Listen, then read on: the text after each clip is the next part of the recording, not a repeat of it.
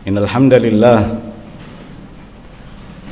nahmaduhu wa nasta'inuhu wa nastaghfiruhu wa nastahdihi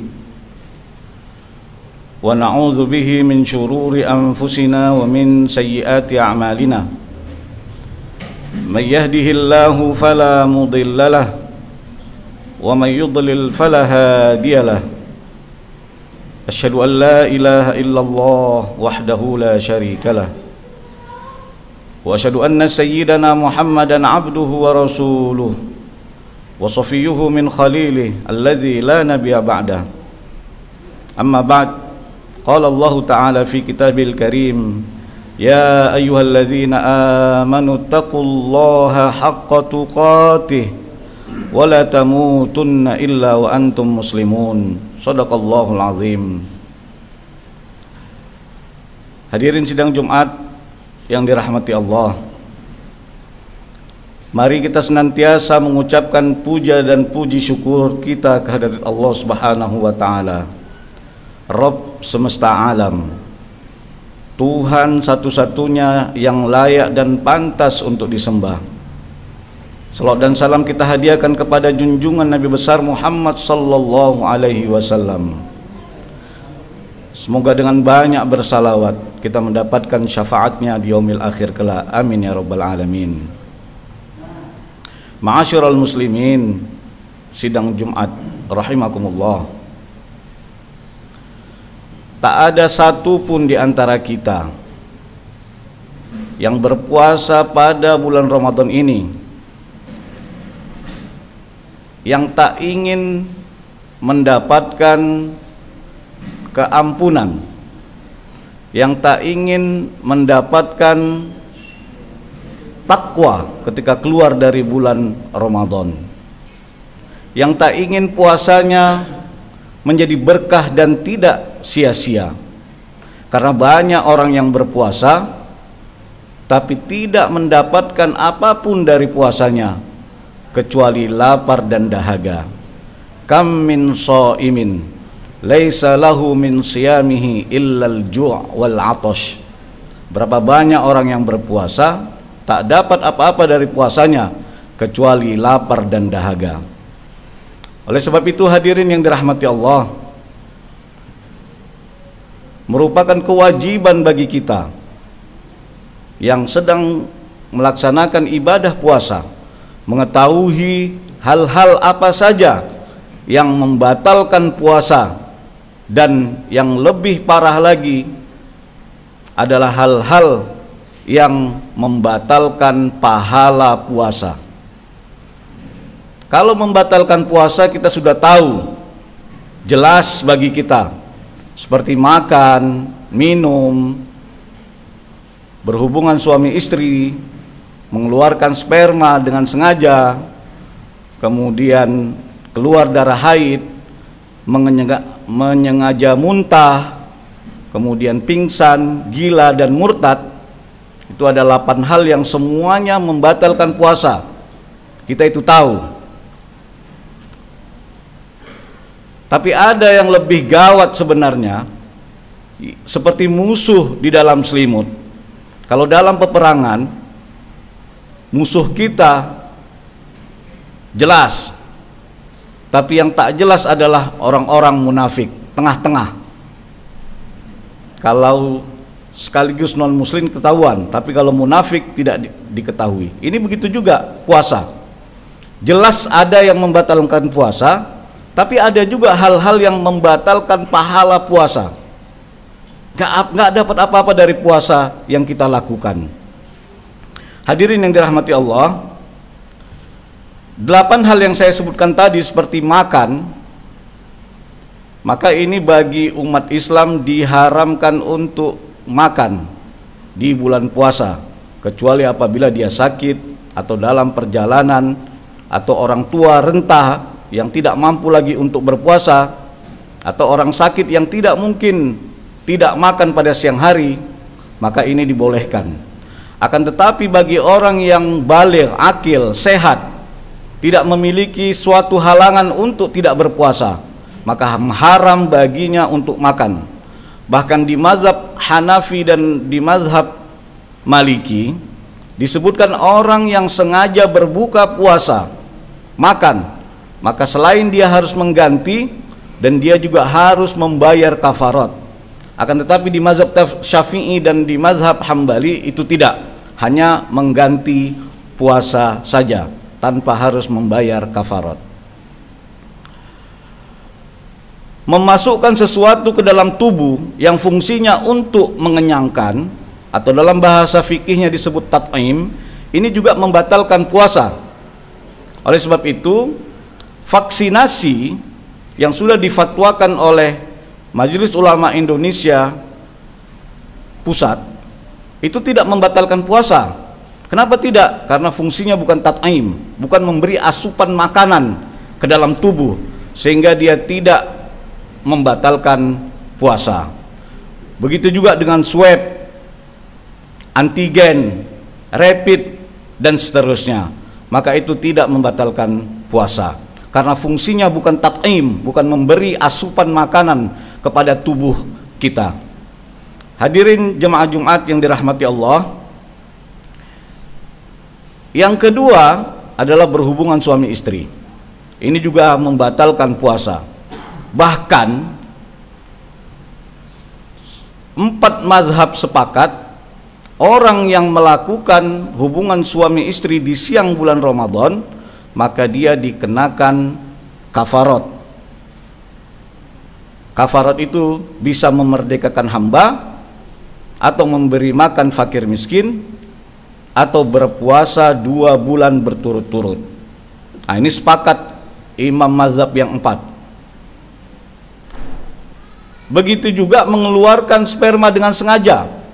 Lain halnya dengan tidak sengaja, seperti mimpi, maka itu tidak membatalkan puasa. Tapi bila sengaja, baik dengan tangan atau dengan memikirkan sesuatu hal atau dengan menonton dan lain sebagainya, maka ini membatalkan puasa. Hadirin yang dirahmati Allah, hal yang ketiga adalah keluar darah haid dan darah nifas. Ini bagi wanita, ya. Maka kalau itu terjadi, maka puasanya secara otomatis batal, walaupun dia sudah berpuasa sampai menjelang berbuka. Kira-kira 2 menit lagi sebelum berbuka datang haid, ya, atau dia melahirkan kemudian keluar darah nifas, maka itu membatalkan puasa dan harus menggantikan di hari lain, ya, dengan full. Maksud saya dari awal hari, ya, ketika ba'da subuh. Hadirin yang dirahmati Allah, yang selanjutnya adalah sengaja muntah. Tapi kalau muntahnya tidak sengaja, ya, maka itu tidak membatalkan. Dalam hadis disebutkan manis taqa'a falyaqdi. Barang siapa yang menyengaja muntah, maka dia harus mengganti atau mengqadha puasanya. Ya, saya kira dengan cara memasukkan atau mencolokkan jari ke tenggorokan sehingga keluar muntah. Hal yang selanjutnya hadirin yang dirahmati Allah adalah gila dan pingsan. Ini membatalkan puasa. Dan yang terakhir adalah murtad. Maka barang siapa yang murtad, ya, batal puasanya, dan apabila dia masuk Islam lagi, maka dia harus mengqadha, ya, puasanya ketika dia murtad. Hadirin yang dirahmati Allah, hal yang membatalkan puasa ini tidak sulit kita bedakan. Tapi yang sulit kita bedakan adalah hal yang membatalkan pahala puasa. Apa saja itu?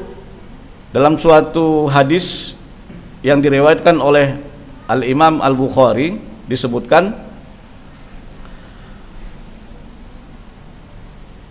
man lam yada' qaula zur wal amala bihi falaysa lillahi hajatun fi an yada' ta'amahu wa syarabahu. Barang siapa yang tidak meninggalkan qaula zur, perkataan bohong.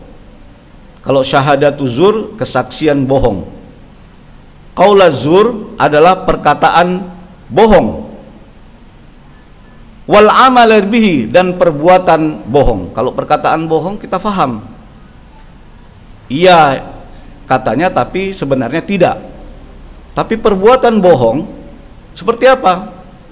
Mengurangi timbangan ketika berdagang. Jual ikan 1 kilo, tapi ternyata isinya cuma 8 ons. Ini namanya juga bohong. Korupsi, ini juga bohong. Perbuatan korupsi. Oleh sebab itu, dalam satu hadis disebutkan ra'sul dzunubi al-kadzibu.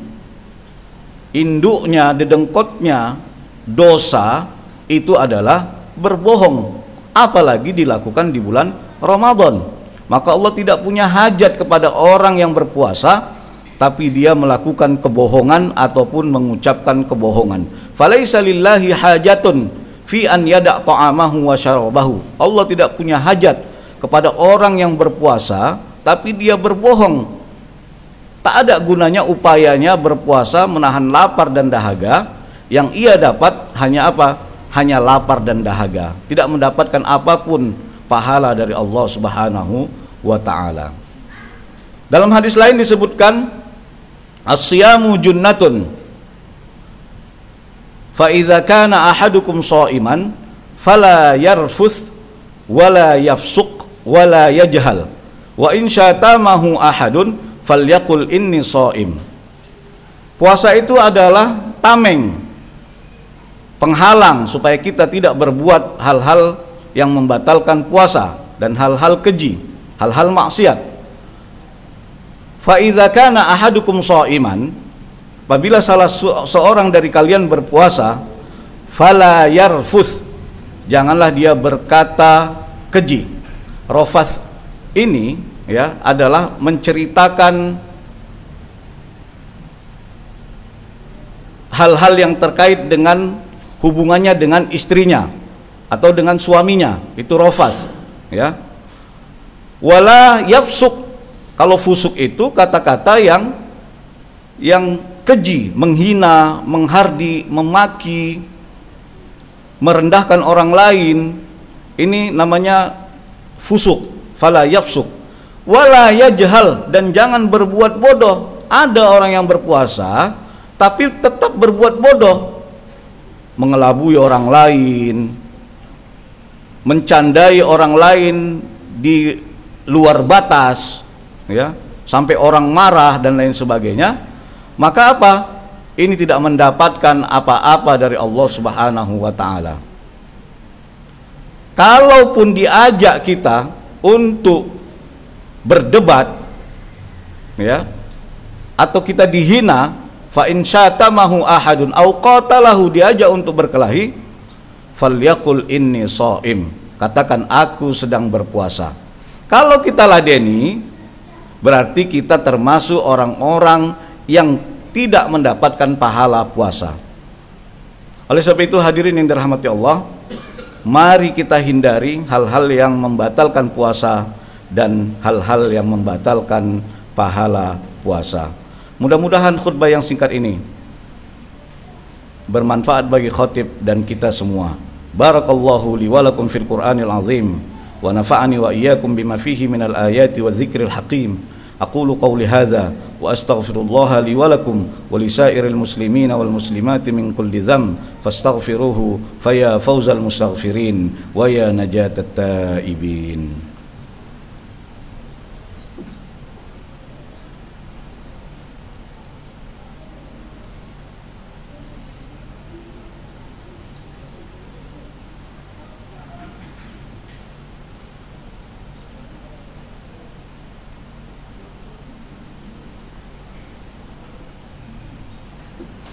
Alhamdulillahi wa kafa, wassalatu wassalamu ala rasulil mustafa wa ala alihi wa sahbihi ahlu sidq wal wafa.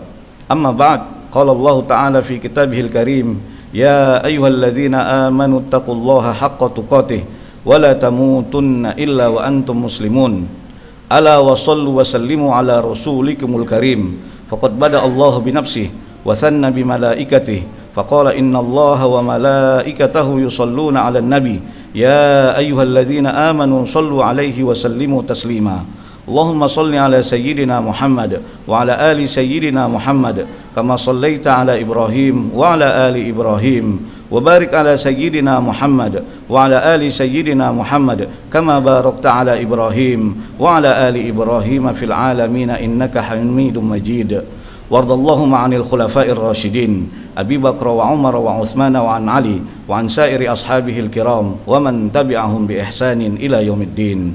اللهم اغفر للمسلمين والمسلمات والمؤمنين والمؤمنات الأحياء منهم والأموات إنك أنت سميع قريب مجيب الدعوات ويا قاضي الحاجات. اللهم أسبغ علينا خلع الهداية التي هديت بها النبيين والصديقين والشهداء والصالحين، واجعل لنا لسان صدق في الآخرين، واجعلنا من ورثة جنة النعيم، واغفر لنا ولوالدينا وللمؤمنين والمؤمنات أجمعين، ولا تخزنا يوم يبعثون يوم لا ينفع مال ولا بنون إلا من أتى الله بقلب سليم. فتعالى الله الملك الحق لا إله إلا هو رب العرش العظيم. نسألك اللهم بأسمائك الحسنى وصفاتك العلى أن تغفر لنا ذنوبنا ولوالدينا ولأساتذتنا ومعلمينا ولمن أوصانا بالدعاء ولمن أحسن إلينا ولجميع المسلمين والمسلمات والمؤمنين والمؤمنات الأحياء منهم والأموات إنك أنت سميع قريب مجيب الدعوات ويا قاضي الحاجات. ربنا آتنا في الدنيا حسنة وفي الآخرة حسنة وقنا عذاب النار. عباد الله، إن الله يأمر بالعدل والإحسان وإيتاء ذي القربى وينهى عن الفحشاء والمنكر والبغي يعظكم لعلكم تذكرون. فاذكروا الله العظيم الجليل يذكركم واشكروه على نعمه يزدكم واسألوه من فضله يعطيكم ولذكر الله أكبر. أقم الصلاة.